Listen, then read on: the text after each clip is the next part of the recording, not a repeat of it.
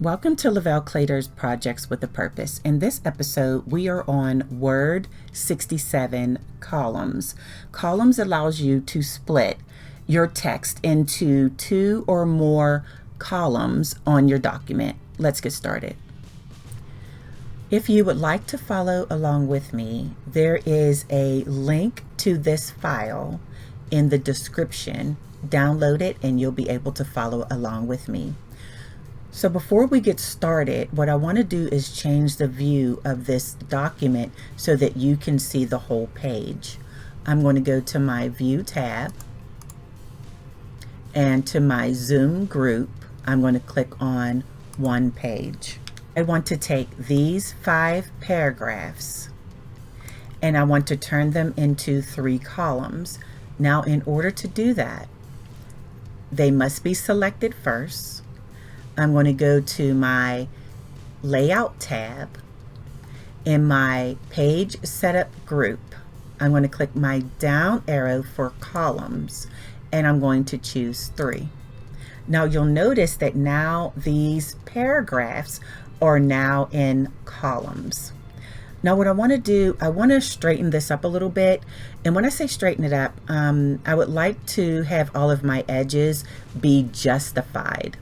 So if you see this looks a little choppy, now this side looks pretty good and this side looks pretty good, but this is a little choppy, so I want to fix that up. So I'm going to go to my Home tab, to my Paragraph group. In the second row, 4th command is Justify, and you can also do Control J on your keyboard. Let me tap that once and see how it makes it up nice and neat. The other thing that I want to do, I want to tighten up the space between the columns. Now, in order to do that, I have to go to my Layout tab, my Page Setup group. I'm going to click my down arrow for columns, and I'm going to choose More Columns. Once I do that, I have my columns dialog box that opens up.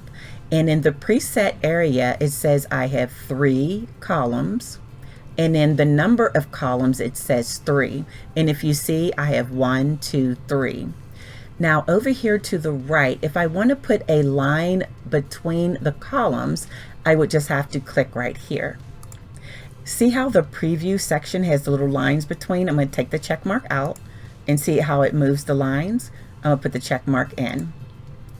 Okay. Now, what I want to do is in the line and spacing area, I want to go to the width, and I'm actually going to change this to 1.99.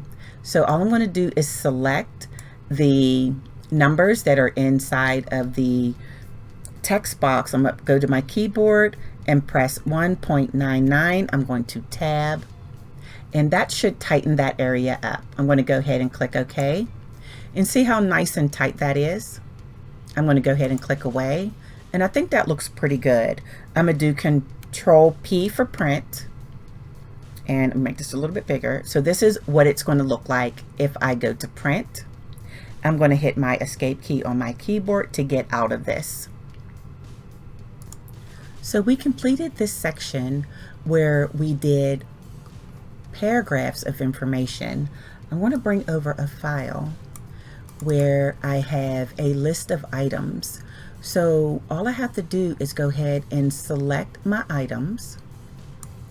And what I'm going to do is go to my Layout tab, my Page Setup group, and click my down arrow for columns. And I'm going to choose 3, and it'll make a nice column for my list of items.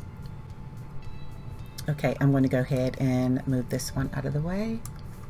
Now, if you wanted to convert this back to your 5 paragraphs, you just select your items